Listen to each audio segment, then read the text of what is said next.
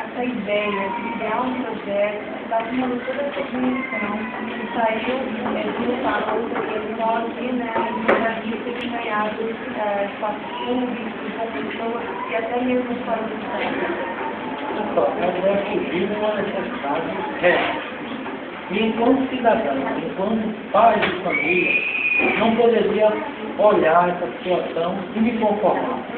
Resolvi regaçar as mãos e formar um grupo de 15 colegas, 15 guerreiros, que percorrem escolas, centros comunitários, igrejas, vias públicas, com o intuito único de salvar vidas, de educar, de sensibilizar as pessoas, para que elas entendam que um trânsito seguro depende exclusivamente delas.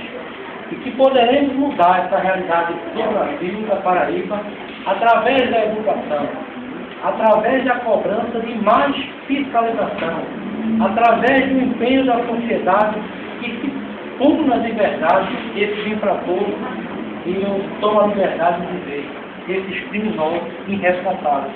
Porque no Brasil não se morrem pessoas no trânsito, se matam. E quando eu bebo e dirijo, eu estou correndo o risco de matar pessoas.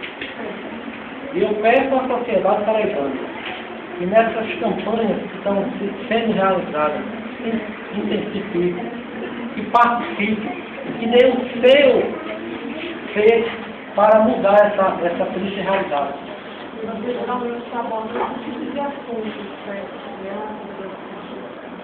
A ONG ela aborda do jovem, a criança ao adulto. Então temos palestras específicas para a criança na sala de aula, temos palestras específicas para o adulto nos centros comunitários, aí é claro, a abordagem é diferente, e temos as vias públicas, as políticas educativas, em datas que antecedem o feriadão. Eu volto a ressaltar, eu reitero, a participação da sociedade é importantíssima. E não tem outro caminho, sem esses três são: educação,